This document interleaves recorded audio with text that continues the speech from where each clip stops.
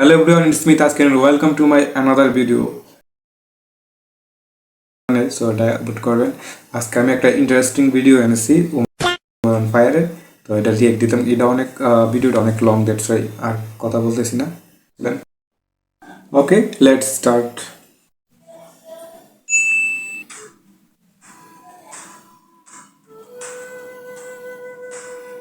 হঠাৎ করে পুষ্পা বাবু সিন্ডিকেটের মিটিং ডাকলো কে? রাজুদার প্লটে তো দিন দিন ট্রেন্ডিং থেকে বাইর হয়ে যাইতেছে। কিছুদিন পর তো আমাকে সিন্ডিকেট বন্ধ হয়ে দেবো। এই নিয়ে সিন্ডিকেটের প্রত্যেকটা মেম্বার অনেক চিন্তিত, তাই আজকে মিটিং ডাকা হয়েছে।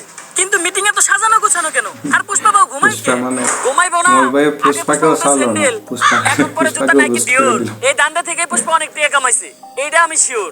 পুষ্পা তো নিজের বাড়ি বানাই লাইছে, আর আমরা এখন থেকে ভাড়া। এই সিন্ডিকেট বন্ধ হলে পুষ্পার তো কিছু হইব না, আমরা কেমন মারা। এটাই বাস্তব। চুপ।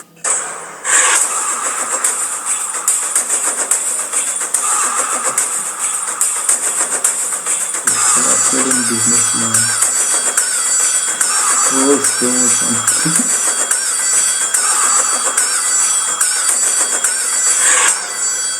একদম চুপ। পুষ্পা বাবু যখন করবো ঘেউ, তখন সবাই চুপ থাকবো, কথা কইব না কেউ। কিন্তু বাউ কেউ তো কুত্তাই করে। তুইও চুপ। এই সিন্ডিকেট বন্ধ হইলে তোরা যেমন ক্ষতিগ্রস্ত হবি, তেমন আমিও কষ্ট পাবো। কারণ এই সিন্ডিকেট হলো পুষ্পার সন্তানের মতো, পুষ্পা হলো সিন্ডিকেটের মা। বাউ ডেলিভারি কি সিজারে হয়েছিল না নরমালি?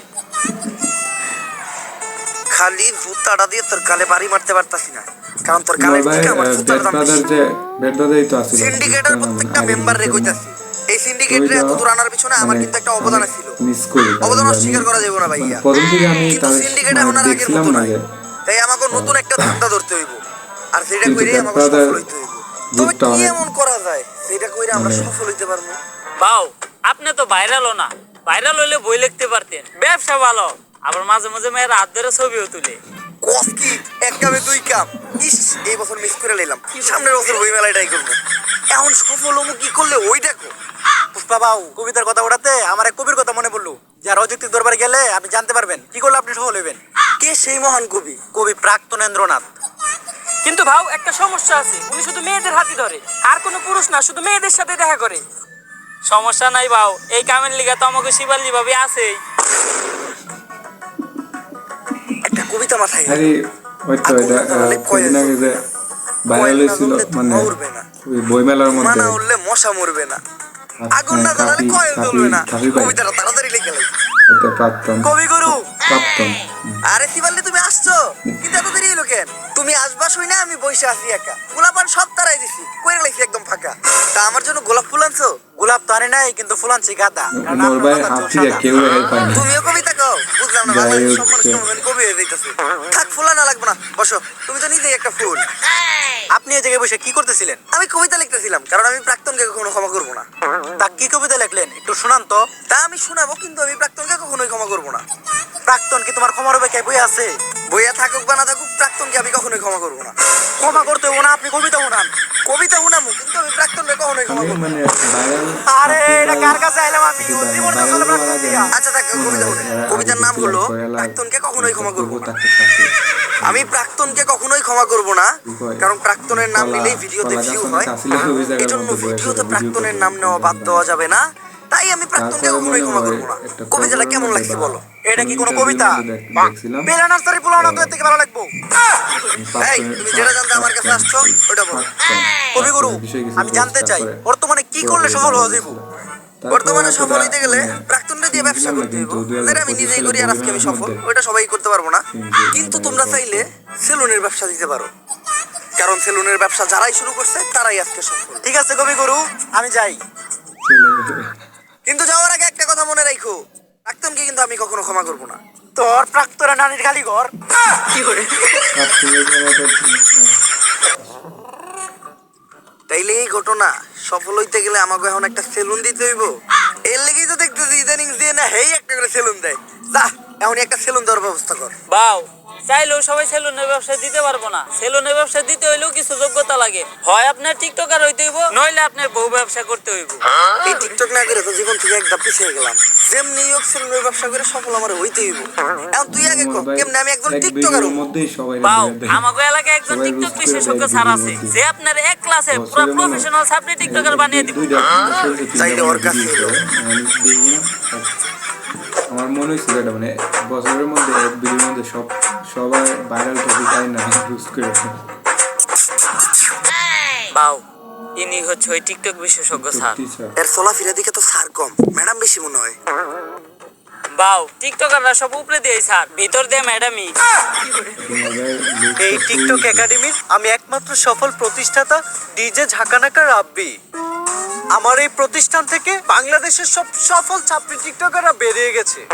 শুধু তাই না, আমিও একজন স্বনামধন্য টিকটকার হিসেবে মিট আপের নামে বাংলাদেশের সব জায়গায় গিয়ে চর থাপ্পড় লাত্তি গোতা গিয়ে পুরস্কৃত হয়েছি। এই এদিকে আসো। এই যে আমার এক স্টুডেন্ট আজকে আমাদেরই প্রতিষ্ঠান থেকে টিকটকের পড়ালেখা শেষ করে টিকটক শিখায়। ছাত্রীর সার্টিফিকেট নিয়ে বের হয়ে যাচ্ছে। ভবিষ্যতে ওই বাংলাদেশের টিকটকে রাজ অনেক করবে। স্টুডেন্ট থাকলো, টিকটকে রাজ করবো, কিন্তু ওই কেমনে আপনি টিকটকে রাজ করবেন? যাবো এখন দুবাই, পালবো একটা অস্ট্রেলিয়ান গাবি, ভাই বেড়াদার ভিডিও দেখবে, সাথে থাকবে ভাবি। ইনস্টিটিউশনের মধ্যে এক্সাম নিয়ে আসে তারপরে স্যার আমি ঠিক এর মতো একটা ছাত্রী হইতে চাই, সফল হইতে চাইলে এর মতোই হইতে হইব। স্যার যেমনি হোক আপনি আমার এরকম একটা ছাত্রী টিকটকার বানায় দেন। এরকম টিকটকার হইতে চাইলে তোমাকে 3টা রুলস মেনে চলতে হবে। প্রথম রুলস, তোমার গেট আপ নিতে হবে ছাপড়ির মতো। অবশ্য গেট আপ নেওয়ার কিছু নাই, তোমাকে অলরেডি ছাপড়ির মতোই দেখা যায়। দ্বিতীয় রুলস, তোমার মধ্যে কোনো লজ্জা শরম থাকা যাবে না। স্যার, পুষ্পা ভাইয়ের এমনি তো কোনো লজ্জা শরম নাই। আর তৃতীয় রুলস, এই নাও এটা খাও। এর মধ্যে কি আছিল? এটা কি স্যার? আরে এটা তো গন্ডারের মুখ। কিন্তু স্যার, এটার কাজ কি? আরে এটা প্রতিদিন সকাল বিকাল 2বার পান করতে হবে, যার ফলে পাছার গু মাথায় চলে যাবে, তখনই তো মাথার থেকে বের হবে টিকটকের কন্টেন্ট। কিন্তু স্যার আমরা কখন বুঝবো যে উনি একজন সফল ছাত্রী টিকটকারে পরিণত হইছে?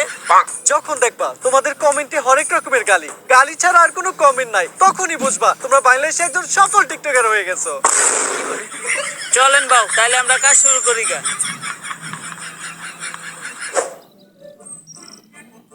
বাউ, একটা চিন্তা আমার মাথায় ঘুরতাছে, সেলুনের ব্যবসা তো টিকটকাররাও করে, বউ ব্যবসায়ীরাও করে, আপনি এই দুইটার মাঝখানে টিকটকার ওয়ার্ডাই বাইছে নিলেন কেন?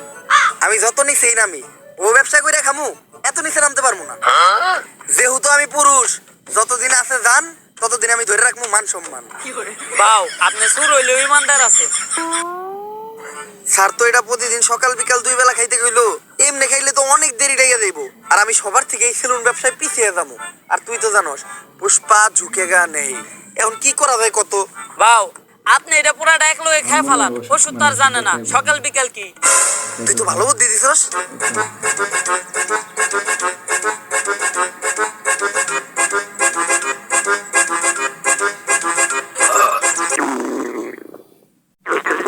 কি বাউ, আপনার কি কন্টেন্ট নাইতাছে?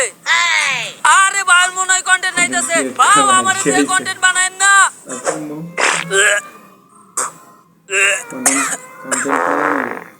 বাউ, আপনি কি কন্টেন্ট বানান, আর কন্টেন্ট এত গন্ধ কে? কি লেভেলের রোস্টে যে করে মোর ভাই, মানে ছান্না গুলো এটা খাওয়ার পরে কন্টেন্ট মাথা দিয়ে বাইরেবো, আপনার তো দেখা যায় পিছন দিয়ে বাইরে যাইতাছে। আরে বেটা কন্টেন্ট না এটা, সব এক লগে খাওয়ার ফলে পেট খারাপ হইছে। তোর কথা হই না, পুরা এক লগে খাইছি। ডাক্তাররা এর লেগে টাইম টেবিল মেইনটেইন করে ওষুধ খাইতে কয়। ডাক্তার আর ডাক্তারের ভিতর অনেক বড় তফাৎ আছে। বা অনেক বড় তফাৎ আপনি কই পান? ডাক্তার আর ডাক্তারের ভিতরে তফাৎ তো শুধু একটা শরীর। বাউ, দেখেন কোনো কন্টেন্ট আহেনি। টিতে টিকটক, টিতে টয়লেট। যেহেতু টিকটকের কন্টেন্ট, তাহলে টয়লেটে বই চিন্তা করি। আপনার বুদ্ধি আছে বাউ, কন্টেন্ট পাইলে আওয়াজ দেন, ভিডিও করা শুরু করুন। পাগল হয়ে গেছি আমি, দেখে তার চোখের পাপড়ি টিকটকের ফর ইউ কাপাতে চলে আসছি। আমি নতুন ছাপড়ি।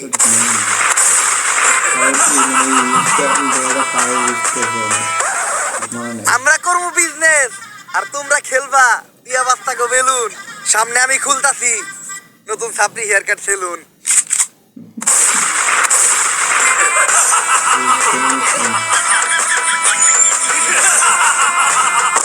ওকে, তো দেখলেন আমার অন ফায়ারের ভিডিও মানে সেই হয়েছে ভাই, মানে বছরে একটা যে ভিডিও দেয় বছর শেষে রোস্টিং বাস দেওয়াটা যেতে ভাই সেই, মানে একটু জায়গা ও বিনোদন মিস নাই, রোস্টিংয়ের সাথে বিনোদন ফ্রি, না বিনোদনের সাথে রোস্টিং